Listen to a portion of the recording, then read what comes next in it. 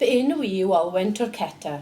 Rwy'n canolbwyntio ar y ddarpariaeth BTEC drwy gyfrwng y Gymraeg a rwy'n cydweithio'n agos â Paul Montague sy'n gweithio i Pearson fel rheolwr datblygu'r cwricwlwm i ysgolion yng Nghymru. Fel y gwyddoch, rydyn ni yng nghanol newidiadau pwysig i gymwysterau yng Nghymru. Am bwriad I yma yw rhoi diweddariad I chi ar y broses o bontio ein cenhedlaeth nesaf o gymwysterau BTEC cyntaf.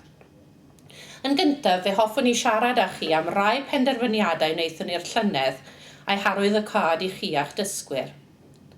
Ym mis Rhagfyr 2013, fe wnaethon ni gyhoeddi y bydden ni'n dileu ein cymwysterau BTEC cyntaf fframwaith cymwysterau a chredidau ar ddiwedd mis Awst 2014 ym mhob pwnc lle mae olynydd cenhedlaeth nesaf ar gael.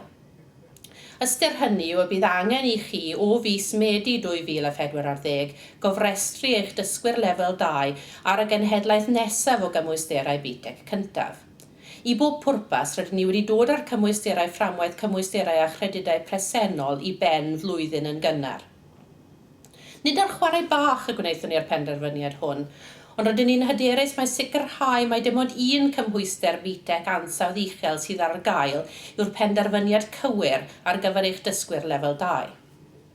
Ar yr un pryd, rydyn ni'n cydnabod bod y rhain yn gymwysterau newydd heriol a phi nad ych eisoes wedi trosglwyddo'r genhedlaeth nesaf o gymwysterau BTEC cyntaf neu'n paratoi wneud hynny ym mis Medi 2014, byddwn ni yma i'ch cefnogi bob cam o'r ffordd. Agwedd arbennig o heriol ar y penderfyniad hwn, fi sicrhau bod ein canolfannau cyfrwng Cymraeg yn dal I fedru cyrchu'r cymwysterau BTEC trwy gyfrwng y Gymraeg. Rydym wedi rhoi blaenoriaeth i'r pynciau canlynol fel ei bod ar gael yn Gymraeg o 2014. Egwyddorion gwyddoniaeth gymwysedig, cymwysiadau gwyddoniaeth gymwysedig, y dystysgrif estynedig mewn gwyddoniaeth gymwysedig, celf a dylunio, astudiaethau busnes, adeiladu ar amgylchedd adeiledig, perianneg, iechyd a gofal cymdeithasol, lletygarwch, gwasanaethau cyhoeddus a chwaraeon. Serch hynny, mae angen eich cymorth arnom o hyd. Rydym wrthi'n rhagweithiol yn recriwtio safonwyr ag arholwyr cyfrwng Cymraeg ym mhob pwnc, a byddem yn croesawu ceisiadau gan athrawon sydd â chymwysterau addas. Mae hon yn rhan hanfodol bwysig o'r weithdrefn asesu ac yn faes lle rydym yn gobeithio byddwch chi'n gallu ein helpu. Y lefel gyntaf o gefnogaeth rydym ni'n ei chynnig i'n canolfannau yng Nghymru ar gyfer y pontio yw ymweliad diweddaru personol wyneb yn wyneb sydd ar gael am ddim gan fy nghydweithwyr Verity Ellis, Heather Butler neu Paul Montague. By'r adborth o'r sesiynau hyn yn wych hyd yma. Nodau'r sesiynau yw rhoi diweddariad I aelodau'r tîm arwain uwch ac yna trafod yn unigol gyda pheneithiaid adrannau ynghylch y meysydd pwnc unigol. Rydyn ni wedi gwrando'n ofalus ar brofiadau'r athrawon sydd eisoes yn cynllunio ac yn cyflwyno ein cenhedlaeth nesaf o gymwysterau, ac ar sail ei hadborth rydym yn llunio llu o offer cefnogi newydd mwyn ychwanegu at yr ystod bresennol o ddeunyddiau y mae athrawon yn gyfarwydd â hwy. Fe hoffwn ni hefyd sôn mwy wrth I chi am y pecyn offer rydyn ni'n ei ddatblygu eleni I gefnogi'r broses o bontio, cynllunio a chyflwyno'r cymwysterau BTEC newydd. Yn ein barn ni, bydd y gefnogaeth newydd hon yn helpu eich tîmau addysgu bontio'n llyfn i'r genhedlaeth nesaf o gymwysterau BTEC cyntaf, os nad ydynt eisoes wedi gwneud hynny, ac os ydynt, rydym yn hyderus bydd yn darparu ystod ehangach o offer a syniadau mwyn iddynt fedru parhau I gyflwyno profiad ansawdd uchel i'ch dysgwyr BTEC lefel 2.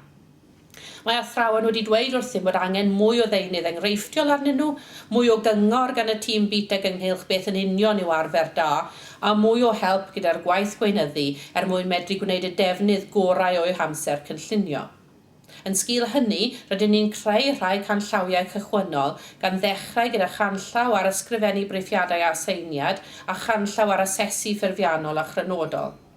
Llyfrynau ysgrifenedig fydd y rhain, a byddwch yn gallu ei lawrlwytho a'i cadw. Ar ben hynny, rydyn ni'n paratoi rhai modiwlau hyfforddi ar fideo a chyflwyniadau PowerPoint syml gyda sylwebaeth gan rai o aelodau mwyaf profiadol ein tîm asesu. Mae athrawon yn dweud wrthym eu bod yn cael y deunyddiau rydyn ni'n ei creu ar gyfer gwirio safonau yn ddefnyddiol iawn. Felly rydyn ni wedi penderfynu ychwanegu detholiad o'r rhain at y pecyn offer cynllunio a chyflwyno newydd, unwaith y byddant wedi peidio o bod yn rhan o'r system OSCA. Ymhlith y ceisiadau mwyaf rheolaidd, mae galw am fwy o ganllawiau cynllunio'r cwricwlwm a mwy o ddeunydd enghreifftiol. Enghreifftiau yw'r rhain o ddeunydd go iawn wedi ei raddio ynghyd â sylwebaeth a fydd yn helpu athrawon i ddeall beth sy'n ofynnol gan ddysgwyr i gyflawni pob un o'r gwahanol raddau. Mae ein harbenigwyr pwnc yn teilwra'r rhain i sicrhau bod yn bodloni gofynion pob cymhwyster unigol a byddant ar gael ar-lein yn ystod tymhorau'r Gwanwyn a'r Haf. Peidiwch ag anghofio hefyd fod cefnogaeth ar gyfer llunio carysiau a chreu aseiniadau ar gael yn My BTEC, ein hofferyn ar-lein i gefnogi cynllunio cyflwyno ag asesu BTEC. Mae My BTEC eisoes ar gael ar gyfer rhai o'r genhedlaeth nesaf o gymwysterau a byddwn yn llwytho mwy o gymwysterau i fyny yn ystod 2040. Rydym hefyd yn cydnabod na ellir curo sgwrs bersonol ar rywun. Felly, yn ogystal â'r holl ddeunyddiau cefnogi newydd hyn, ac yn arbennig yn achos unrhyw un sydd heb bontio i'r genhedlaeth nesaf eto, rydyn ni'n cynnal cyfres o ddigwyddiadau wyneb yn wyneb ag ar-lein, lle gallwch tîmau BTEC ymgysylltu ar pwnc perthnasol ar arbenigwyr cyflwyno mwyn mynd i'r afael a manylion ar hyn sydd dan sylw. Rydyn ni'n hyderus bod ein cenhedlaeth nesaf o gymwysterau BTEC cyntaf yn cynrychioli'r gorau sydd ar gael o ran dysgu galwedigaethol i ddysgwyr lefel 2. Cymwysterau yw'r rhain a fydd yn wir yn grymuso dysgwyr ac yn rhoi'r cyfle gorau iddyn nhw wneud cynnydd. Rydyn ni'n gweithio'n galed i sicrhau bod gennych chi a'ch tîmau BTEC gefnogaeth briodol o ran ystod ag ansawdd i gynllunio a chyflwyno'r cymwysterau newydd hyn yn hyderus. Mae'r testyn sydd cyd-fynd â'r fideo hwn yn cynnwys yr holl ddolenni a gwybodaeth i'ch galluogi i gael hyd i'r gefnogaeth a'r adnoddau rwy wedi cyfeirio atyn nhw yn y briefiad. Diolch am wrando.